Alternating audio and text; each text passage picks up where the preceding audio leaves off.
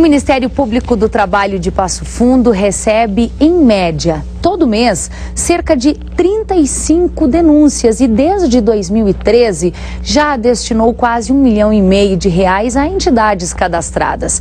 Hoje pela manhã foi realizada uma coletiva de imprensa aqui em Passo Fundo para apresentar os números e destacar algumas ações do Ministério do Trabalho nos últimos 10 anos. E para falar um pouco mais sobre este assunto, nós convidamos a Procuradora do Trabalho, Flávia Bornel Funk. Doutora, seja muito bem-vinda ao PFTV. Obrigada. Importante começar relembrando a comunidade da missão do Ministério Público do Trabalho, doutora. Muito bem. Então, muitas vezes as pessoas confundem o Ministério Público do Trabalho com o Ministério do Trabalho e Emprego, né? Como os termos são um pouco semelhantes, mas é importante fazer essa distinção.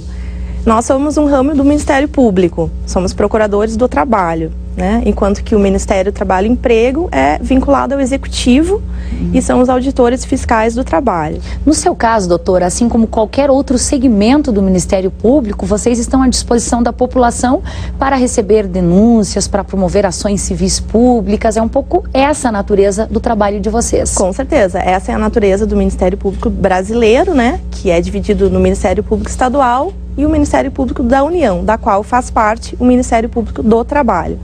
Então, todas as questões relacionadas a trabalho, meio ambiente de trabalho, trabalho infantil, ações repressivas, fica a cargo do Ministério Público do Trabalho, que atua perante a Justiça do Trabalho. Bom, hoje vocês atendem a quantos municípios aqui da região? Nós atendemos 123 municípios. Com um número de quantos colaboradores, doutora? Nós temos 3 procuradores do trabalho lotados aqui em Passo Fundo e cerca de 8 servidores. Para uma demanda que vale a pena a gente reforçar, são cerca de 35 denúncias, em média, todos os meses. A maioria destas denúncias, doutora, está relacionada a qual natureza de irregularidade? Olha, Thaís, os temas são bastante diversificados, né? Nós temos a divisão, inclusive, em áreas temáticas. Perfeito. Que eu posso citar. Fique à vontade. É bem importante ressaltar, né? Quando chega uma denúncia para nós, ela já é direcionada para essa cadastrada com uma determinada área. Nós temos o meio ambiente do trabalho, que eu considero bastante importante, né? Porque é o local onde a pessoa trabalha. Nós passamos 1/3 praticamente do nosso dia no nosso local de trabalho. Então é importante que as condições físicas, enfim, de salubridade, de temperatura, de ventilação, sejam adequadas. E não só essas questões do meio ambiente físico, como também do meio ambiente psíquico, né? Que se observe a urbanidade, a cordialidade no trato das relações de trabalho. Nesse sentido, temos recebido algumas denúncias também com relação ao assédio moral, né? Que embora não entre nesse tema do meio ambiente, ele se encaixa um pouco, né? Por essa questão da questão psíquica no meio ambiente de trabalho, né? Infelizmente parece algo cada vez mais frequente. É bastante frequente, sim. A exigência de metas abusivas, a forma, muitas vezes, como são cobradas essas metas, né? Porque, claro, a empresa, ela possui o poder diretivo, ela pode estabelecer metas na produção. Mas muitas vezes a forma em que isso é cobrado, com situações humilhantes, ou aquele empregado que não conseguiu atingir, pagar determinada prenda, isso aí a gente abomina. Perfeito. Esse é um aspecto só do Ministério Público Exato. do Trabalho. Tem outros dois, doutora, Sim, outras duas grandes áreas. Tem 9 áreas, na verdade. Então, meio ambiente, trabalho análogo ao de escravo, que infelizmente a gente ainda observa em algumas situações no interior, trabalho rural, porque uma das classificações do trabalho análogo de escravo é a condição degradante, né? Então, a gente vê muitas vezes em alojamentos precários, trabalhadores que vêm de outras partes do país, arregimentados apenas para fazer aquele trabalho, que são prometidos salários diferentes, que são verdadeiramente pagos, né?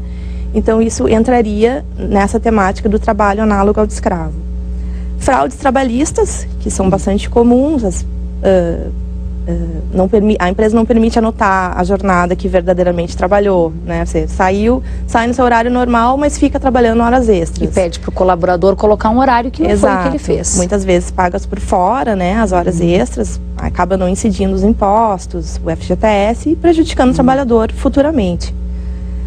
Trabalho na administração pública, também a gente é responsável pela questão do meio ambiente no serviço público, embora a questão de vencimentos, subsídios, vai depender da natureza do trabalhador, se ele é seletista ou estatutário, que aí iria para a Justiça Federal, né? Um item que não nos interessa, mas que no Brasil é importante, trabalho portuário, aquaviário. Também. Que aqui não é a nossa realidade. Aqui não é nosso forte, né? Mas é um dos temas que a gente atua. Muito importante, igualdade de oportunidades e discriminação nas relações de trabalho. Aqui também entra a questão do assédio moral e da discriminação. Determinada empresa não contrata mulheres ou não contrata pessoas de determinada raça. É muito importante a gente buscar ter essa igualdade de oportunidades. Parece que isso não existe, mas pelo visto, existe. Infelizmente acontece.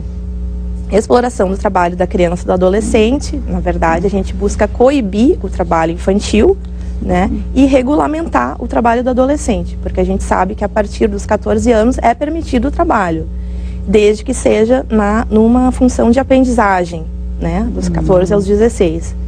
A partir dos 16 anos é permitido o trabalho, desde que não em condições insalubres, perigosas ou noturnas. Então, cada situação, quando tem um adolescente trabalhando de 16, 17 anos, a gente tem que ter muito cuidado para que não seja em condição perigosa, né? Por fim, liberdade e organização sindical. Os sindicatos também têm um importante papel na defesa dos trabalhadores. Geralmente, eles cumprem um papel mais de atender as demandas pecuniárias, né? Atrasou o salário, não recebeu o 13º, aí o empregado busca o sindicato, né? Se o sindicato falha nessa atuação, eles podem vir procurar o Ministério Público do Trabalho. Perfeito.